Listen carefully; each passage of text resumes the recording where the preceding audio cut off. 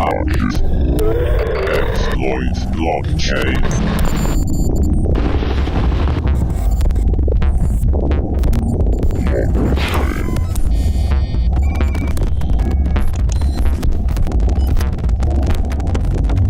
October, Kiev, HackIT. So Chris Dai will be our moderator slash panelist as well. Everybody welcome Chris.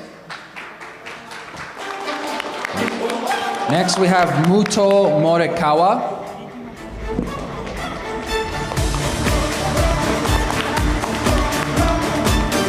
Hido Ohashi.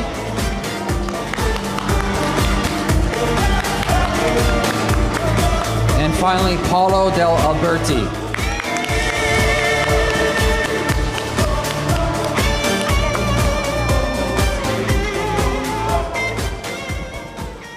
Okay, good afternoon, everyone.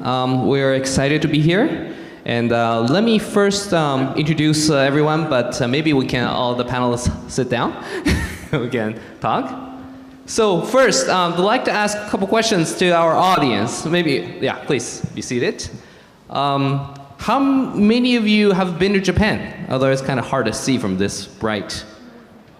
Oh, there we can see over there. It's great because we've seen many overseas projects right now coming to blockchain projects in general, coming to Japan and try to establish their office, their operations in Japan. And we believe this is a good opportunity for us to talk a little bit about the blockchain industry in general and also the current cybersecurity concerns. As many of you probably already know that we've had experience with a couple major hacks in the world that actually happens in Japan. And also then we want to demystify some of the common understandings of people outside of Japan thinking about starting a business or in blockchain in Japan. So first I'd like to get introductions, self-introduction from our speakers, panelists. Maybe from the far side, Paul, can each introduce a little bit about yourself, what your company does, and how you kind of got involved with blockchain. Please, Paul. Okay, thank you. Hello, everyone. My name is Paulo. As you can see, I'm not Japanese, but I live in Tokyo at the moment.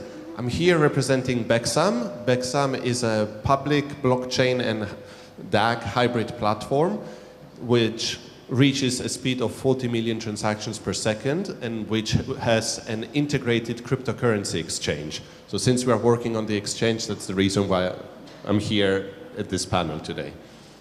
Okay, great. Next. Hello, everybody. My name is Hideo Hashi. I'm working for the Mitsubishi Corporation, one of the large company in our country. I myself not the people working for the IT industry itself, but I'm a more investor side in Japan. So in this panel, I'd like to explain from the point of view of the large company or investor side. Thank you. Okay, next. Hi everyone. So my name is Muto Morikawa from Ginko. So Ginko is #1 cryptocurrency wallet in Japan. So How you got involved in blockchain? So I have the experience to blockchain space for 2 or 3 years. So I'm very excited about blockchain. So some peer-to-peer. So I love the C2C business. Yeah, but C2C business will be a big change by blockchain. That's why, yeah. Okay. Oh, thank you. So my name is Chris Dai, and I run the Long Hash operation in Japan. We are a incubator for blockchain projects in Japan in general. As you probably already know, the Japanese market is very difficult to penetrate. And we do have a wide network of contacts and resources. So in Japan, we help overseas projects to land. And I actually experienced with cryptos and blockchain starting in 2013. And back then, there were large exchanges going up in Japan and also in China, in Mt. Gox and BTCC. So that's kind of my involvement back then. But now I think the shift has, the business has shifted a little bit more so that now we focus more on the blockchain business itself more than the cryptos we see. Okay, so would like to ask the first question of what do you think about the current Japanese crypto exchanges business? And maybe we have our Beksam that's going into the same business, so maybe they should be the leading answer to that question. Well, the situation with the current crypto exchanges in Japan is actually very difficult. Japan has had the bad luck, or I don't know how to call it, that they have had so many hacks happening there. Main one, Mount Gods, and of course for them, for the government, there's this feeling of how on earth could that have happened to us? What did we do wrong? This bringing them from a very positive crypto or feeling towards the crypto community to more and more shifting towards the negative. So it's making it difficult for all crypto exchanges mainly, but also for some of the blockchain development in general. Ohashi-san, maybe you can shed some light on why are some of the large corporations in Japan are not in the crypto exchange business yet, because it's already legalized for a year now. Since 2017, April, in Japan, they have the legal status of a crypto exchange and everyone needs to have a license. Yes, there's several reasons. The first reason is, as you mentioned, there's a negative image in this industry too. And the second thing is people still misunderstanding between blockchain and cryptocurrency.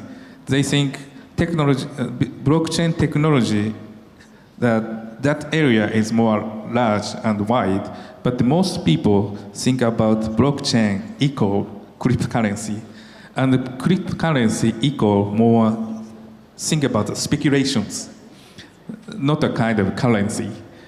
So, and also, this is what things is a large company still managed by the very old person.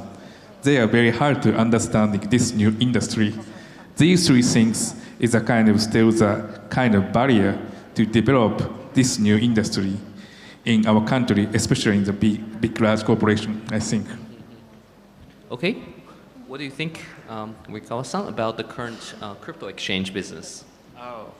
Okay, so cryptocurrency exchange is so big business. Yeah, but in Japan it's not. So the post said, so in Japan, so exchange is too difficult for the regulation. Yeah, but so in crypto ecosystem, the cryptocurrency exchange is very important. So many cryptocurrency also token, the exchange, and so in the liquidity, so for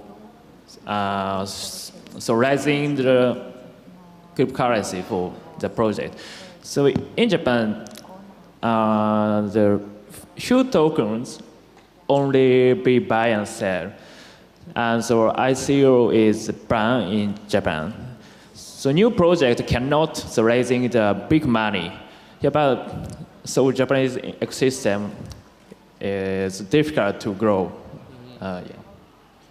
Okay, so far we've seen in Japan, after it legalized the exchange license, that JPY, which is a currency, trading actually has a very large amount of the global trading in crypto exchanges.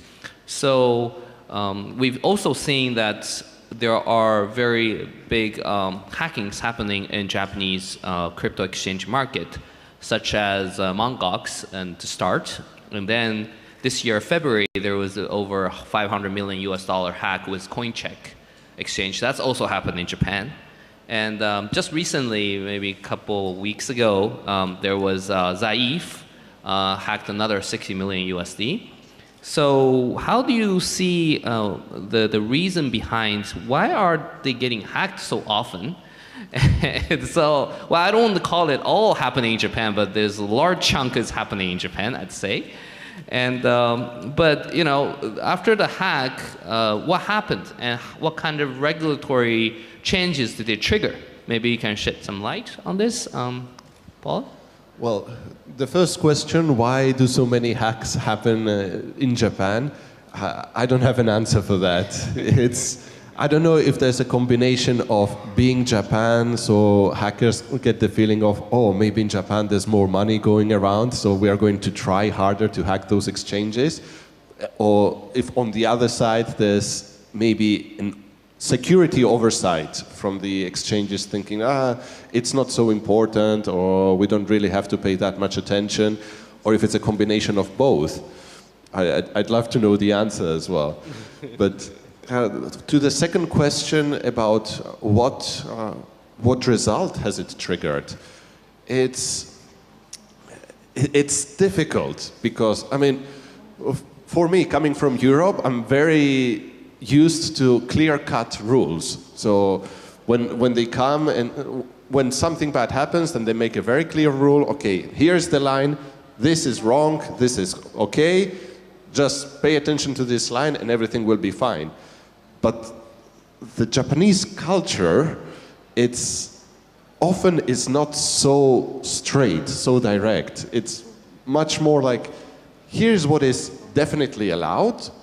Here's what is definitely not allowed, and here's the gray area where we don't want to say clearly that something is allowed or not, but we are going to keep it so obscure and maybe on purpose so that you yourself are going to self-censor yourself and you are going to be much more stricter on yourself just to be sure. So that's a little bit the situation at this moment. Well, interesting observation from, yes, a non-Japanese. So let's hear about from the Japanese point of view. What do you think about that, Ohashi-san?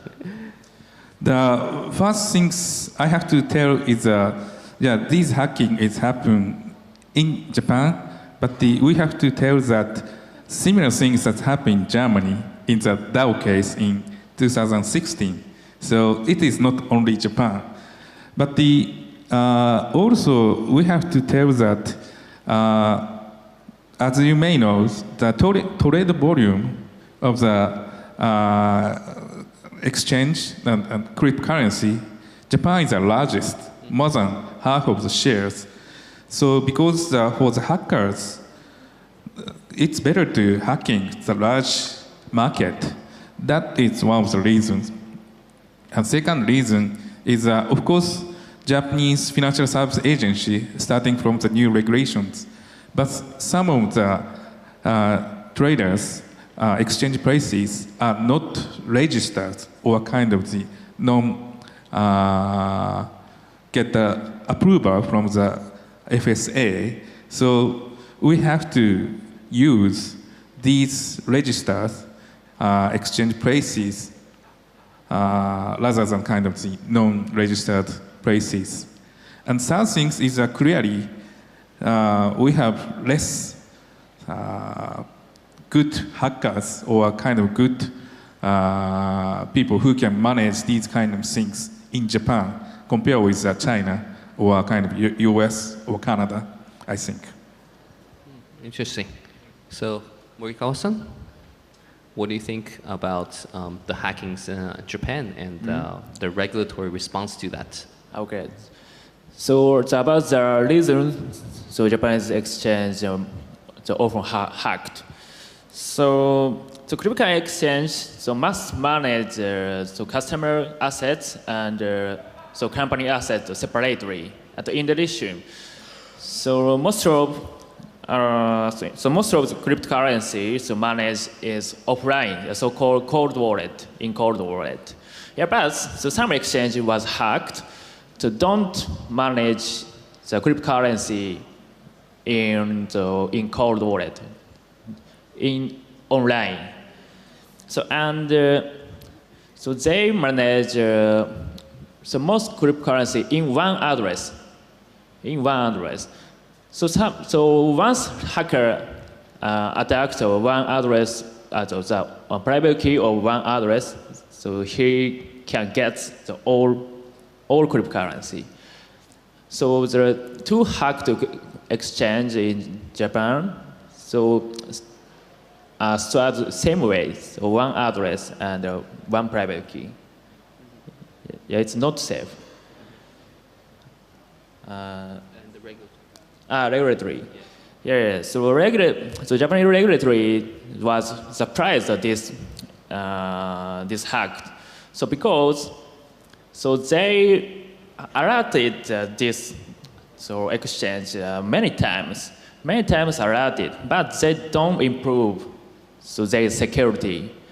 So I think that they must change their thinking about cybersecurity. Okay, speaking of cybersecurity, and especially for this event, we believe we can see in the world of distributed ways to find out cybersecurity holes, such as bug bounty programs. But in Japan, what is the current status for such cybersecurity solutions, such as bug bounty programs? Is there currently being used by many vendors, or is there a bright future ahead of us in that sector? Maybe, Paul? Well, I can't talk for the other companies, why they use or don't use bug bounty programs and how do they see. In our case, we definitely decided to take it seriously. And this is why we've actually partnered with HackIT. And so not just, okay, let's go and get and use their services of bug bounty, but to really to put cybersecurity as one of our top priorities, because this is something that we cannot take lightly anymore. Definitely not in this industry and not where there's so much money involved. Okay, thank you. Ohashi-san, any views from large Japanese corporations in terms of this kind of a cybersecurity solution? The important thing is still the management cannot understand the kind of merit of the using the bug boundary. That is cost much cheaper. If the kind of hacker attacking the system, it costs more, but still the management want to protect its system by themselves. That is because based on some cultures. So it is sometimes shame to be founded the holes from the third-party people. So still they want to enclose the kind of old system by themselves, especially banks or kind of large corporations. That's because still the bug bounty is not popular in our countries. So yeah, I believe that we have to utilize these kind of things or kind of the third parties for kind of protect the systems. I believe that. How about? In Japan, so bug bounty is not famous. So because so many Japanese companies just don't know about it. So many Japanese companies misunderstand about bug bounty. So so they think that their product is treated as a toy by hackers in bug bounty. So hackers talk about their bug in public. They concern their privacy and their reputation. So if they know about bug bounty correctly, so bug bounty will be will expand in Japan. Very reasonable way for cybersecurity. Okay, so very interestingly. So what do you think, Ohashi-san, about the future prospect of large corporations in Japan, which mostly controls the financial industry and a lot of the industries that use the IT systems?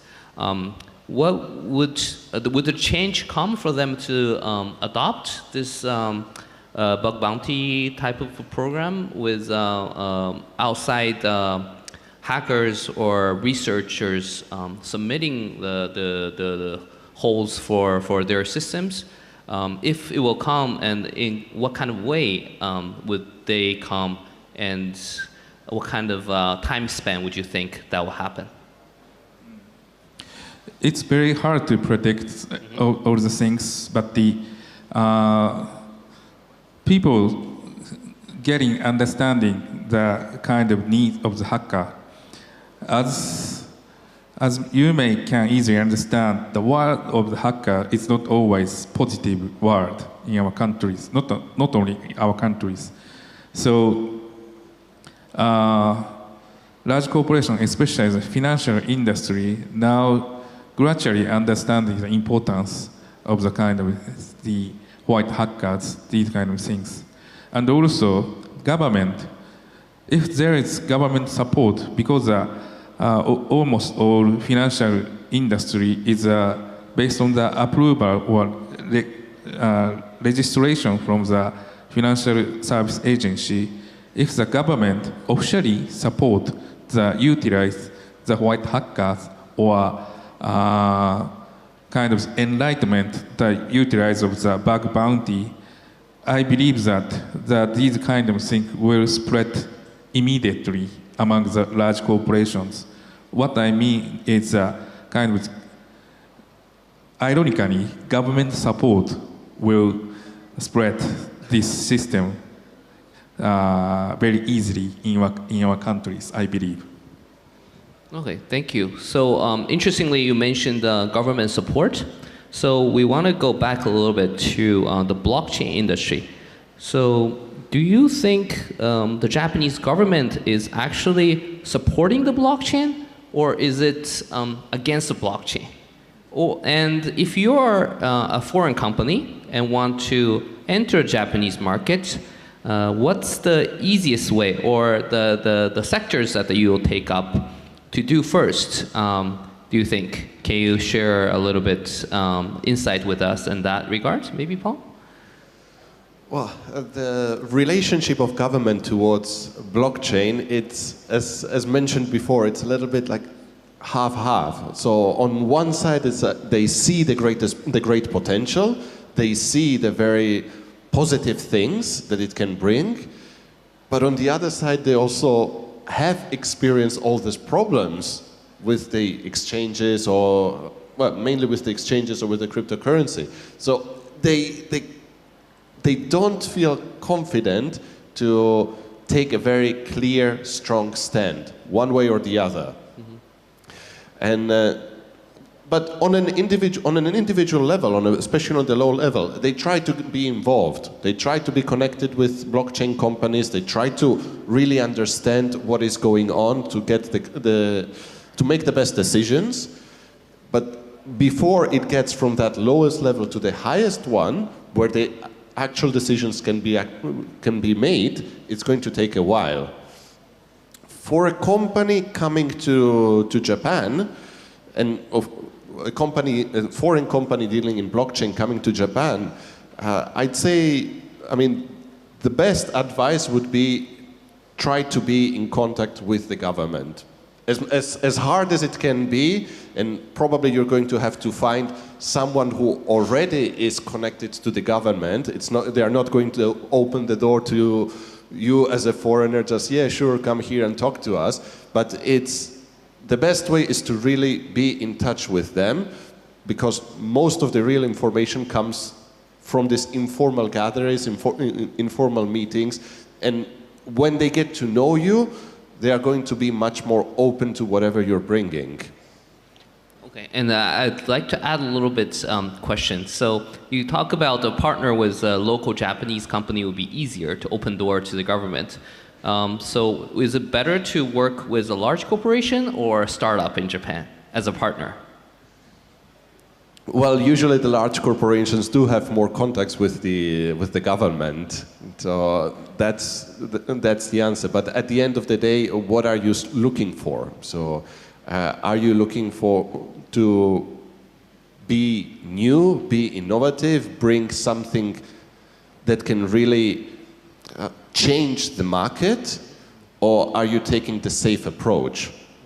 That's a question that you have to answer by yourself. Okay, interesting. So how about Ohashi-san, from a large company's position, do you want to partner with a foreign venture company that coming to Japan?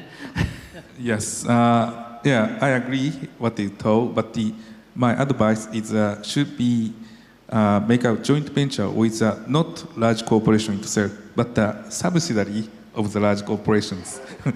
It sounds almost same, but the speed of the decision making is totally different. So, like a Korean, like a Chinese or like a Japanese large company, decision making is very slow. So, blockchain or these IT industry needs a more quick decision. So, better to have a joint venture with a subsidiary of the large corporation. Interesting. And one thing I want to add, because a lot of people here don't really understand Japan that well, because I think we do take business trips in Japan, meeting partners, and everyone is very polite, and they sit down, people are like, yes, yes, we're interested, thank you very much. And then after a week, you never hear back from them. So how can you tell if they're really interested or they're not really interested in just being polite? I'm going to answer that question because it's a very funny story. When I was first getting in touch and learning about Japanese culture, so, and I had, my wife is Japanese, so I have her to explain me all the particular things about Japanese culture. So I heard someone told me, when a Japanese wants to say yes, he says yes. When a Japanese wants to say no, he says yes. And I asked her, so how do I distinguish between one yes or the other? And the answer was in the pause. So if they really want to say yes, they will say yes pretty quickly and very openly. If they really mean no, then there's a small pause before they say the yes. But of course, as a foreigner, it takes time, it takes practice before you learn to read between the lines, or as the Japanese say, before you learn how to read the air. What do you think about that, Osh? I'm pausing. Yeah, interestingly, kind of we are talking about the kind of the new industries, but they still understand the kind of the old cultures. So these two things are really connected. So based on the kind of the old culture or habit, sometimes important to the kind of develops these kind of new industries. So this is one of the good example, starting the kind of these new things in any countries. I believe that even the Ukraine here, I think so. Okay, any more tricks to find out whether it's a yes or a no? I guess just look for the pause. Look for the pause. See if they show interest. If they ask more questions, if they are involved, then the yes that came before is much more probably a real yes. Okay. If they just say yes and then the discussion does not continue in the direction, then it was a polite yes, okay. Meaning a no, of course. Okay, thank you. Okay, we sort of sidetracked a little bit, but going to our original question. What do you think, Morikawa-san, about the current foreign company coming to Japan, and what kind of sector will be interested in? How for them to build a relationship with the government? With government? Yes. Or is it really even good to build relationship with the government? You know, the foreign companies so building with in Japan. So maybe 5 years ago, so foreign company. To make a relationship with government is too difficult. Yeah, but recently, so the government can share with the foreign companies and communicate with many and many. So far, it's the easier than the past. Okay. So yeah, but. The good way is the connecting with a local company. It's more good, yeah, more better way. Okay. And is it better to go with a big company or a subsidiary or a big company or a venture company like yourself? So venture like us is good. Why? Yes, a quick decision and so very aggressive, and to focus one client. Yeah, but big companies, so many foreign companies to contact them. Yeah, and for ventures, just the deep relation with one by one, and so strong can create a strong business. Yes, I think. Yeah. Okay. Well, excellent. I just actually want to add a little bit from the government's perspective of Japan, although I sound like from the government. But right now in Japan, the immigration policy has relaxed by quite a bit, which means that if you're interested in Japan and want to start your business or work in Japan, actually they give you fairly easily a work visa. And after that, you can probably within 2 to 3 years get like a permanent residence in Japan. Right now, it's actually fairly easy for foreign experts in the cybersecurity and software engineering and the blockchain industry. So this is the kind of perks the Japanese government actually gives to foreigners to come to Japan and work in Japan. So if you're interested, we're happy to share that. Yeah. And also, so we've talked about the current status of cybersecurity and the blockchain industry and what people think about it. What's the future prospect for Japan? And what areas in the blockchain industry could really open up doors and flourish, do you think? Maybe we can start with Paul. So that's a question that does not apply only to Japan, but to the whole world in general. So which areas can we really see blockchain taking off, really bringing a change? Because right now, what is blockchain really being used for? What are the real world applications? The ones that are really working are like some money payment or transfer of money, trading, speculation.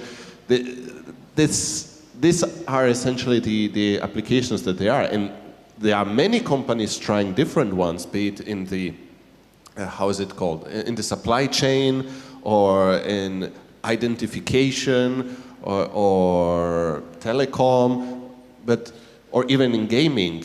But it's going to still take a while to find that one great application for Japan, for other countries in the world, to see what is the revolution that blockchain can bring. Okay, thank you. And Ohashi-san, what do you think? Yeah, clearly, as everybody knows, the blockchain technology itself is already past the peak of the hypercarp. So it is now a stage of the more practical stage. My understanding is especially the government, not only government, but the kind of many companies want to use blockchain as a traceability of the kind of trading, as you mentioned. For example, like you may know the name of the Kobe beef. There is a lot of Kobe beef all over the world. Even the kind of the real productivity is very small. So if you want to eat a real Kobe beef, we believe that blockchain will support for the traceability of these kind of things. So as a kind of the entrance to utilize this technology, the food or kind of water or kind of the clothes, these kinds of living essential is easier to accept and expand these technologies, not only in our country, but also the other countries, because the kind of the import-export is very important in our country, so it is easier to understand by the many people, I think. Okay, thank you. And Morikawa-san? So blockchain change all activity and economy on the internet. So all data and all digital assets are managed by the private key, so on blockchain. So if private key, so maybe we call the digital identity, yeah, in the future. So the private key is very important and must be protected. So in blockchain area, so everyone use so private key for manage your data and your assets. So the cybersecurity is very important for everyone in blockchain area. Yeah. Okay, so you think cybersecurity in blockchain will be a very hot and interesting Yeah, space? very hot and essential. Okay. Yeah. Okay, great. Well, I think our time has come, and thank you very much for your sharing of insight, and thank you very much for the audience of not eating lunch and getting hungry and wait here. Well, thank you very much. Thank you very much. Thank you. Thank you. HackIT. Exploit blockchain.